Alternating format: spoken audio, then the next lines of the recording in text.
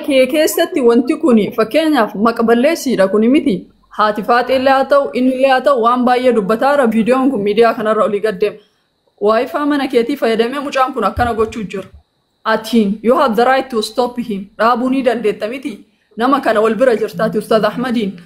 waliin beeynu osoo hin ta'in keessan itti barreessuu dandeetta inbox gochuu fi dandeetta kallattii garaagaraatiin nama kana fakkeenyaaf namuma isayyuu argee nama guddatti hime jette san Ustaaz Ahmad silkii isaa naa kennii jettee achirraan mee mucaa kana maal agoonuu jetteeni mari'achiisuu dandeetta miti kanaan alatti miidiyaarra bahamee wagguu guyyaa tokko miti guyyaa lammaffaaf wanni kun guyyaa tokko fuula mataan isaa gadi garagalee guyyaa lammaffaaf ammoo inni haasee numartuu viidiyoo harkaa qabna wanni kun wayita ta'u atiin akka nama tokkotti akka obboleettii musliimaatti maal yaaddeeti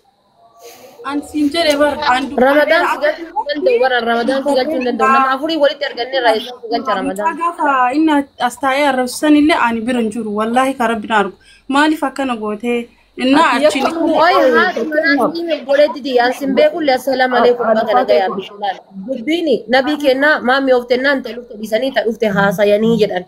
ati mucaa kana responsibility guutuu irraa fudhattee arrabanni suuqii kan kee keessa taa'ee nama arrabsu urraa qabdee nurraa qabdee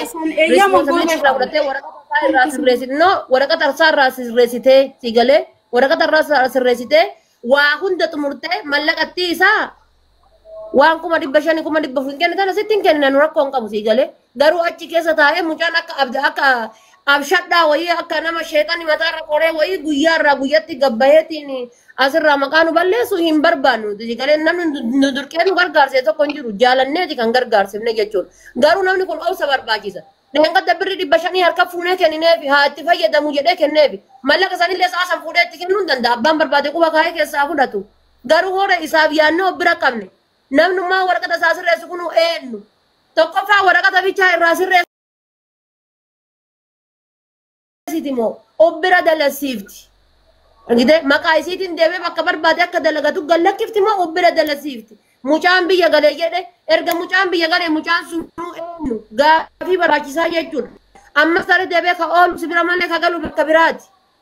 isuma sanu gaafii barbaachisaa jedhu wanni kun tartiibaan deema argite gursummeetii fuuti nama geettu galchaa nama nan qattu hadda kophaa keetitti yoo fuute ofi qabde boru ammoo nama kana eessaa fitti eessaan geette eessaa fuute singanii gaafii si dhiyeessan gaafas maal deebifta wanni ati deebiftu hadda qallaadhiidha bar ufi fuudhanii ufitti hin galuun ufitti harkisuun salphaadha boru gaafa namni si gaafate maal deebifta gaafa seerri si gaafate maal deebifta nama kana itti gaafatamummaa ni fudhatta mallaqaa waliin sa'aatii ammaa sitti kenna nama 500 na bira jira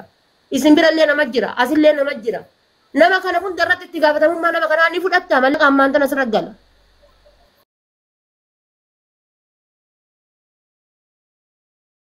ayyee rakkoon qabu jedhi ka ani waan asin dura suuqii kee keessa taa'ee isin arrabsellee saniin akka kiyyatti ifame isin gaafadhaa kana booda akka nama takkallee maqaa dha'ullee hin adabaan jechuu itti dubbadhaa kana booda yoo inni ka suuqii tana keessa taa'ee arrabsu ta'e ana itti gaafatama jechuu sanillee hin fudhadha sanillee itti gaafatamummaa itti aansee ammoo waraqaa ka hojjetaafii jiru ani namaafi miti siigalee namaafi miti an ka hojjetaafii jiru isaaf jedheetiin hojjetaara waan inni waraqata dhabee kuno Ramadan jechuun kuno nabi walitti aanna mucaa biyya tokkooti Ramadan bira ma baatenna Ramadan bira hin baane isa bira galaa isa bira bulaa isa wallola hin qabu garuu koota hin qabu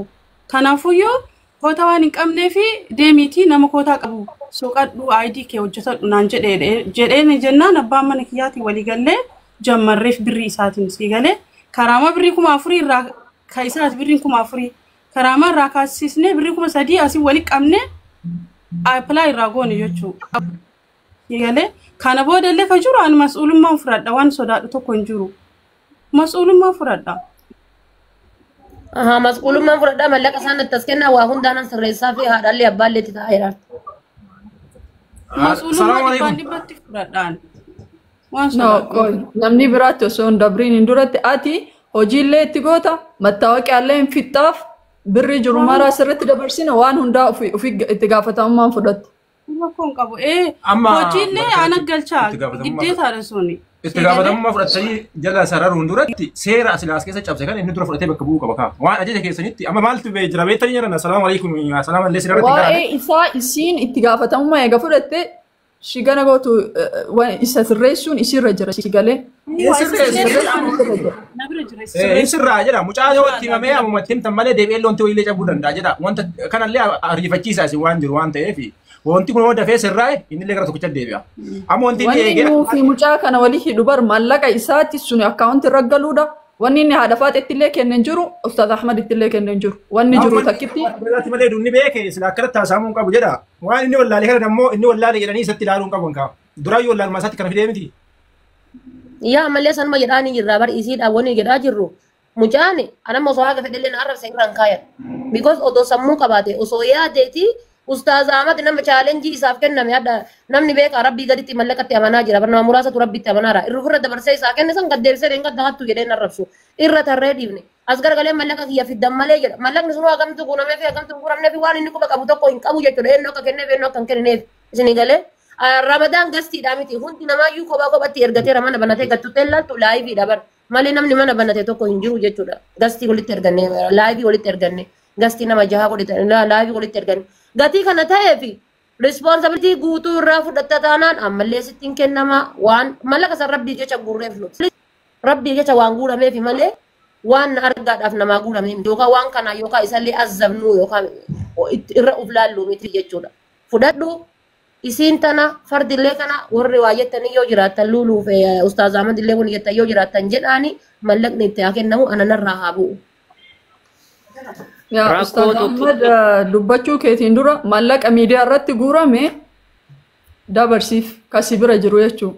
Chaalenjii sii kenname garuu haadha isa dhalteef dabarsi.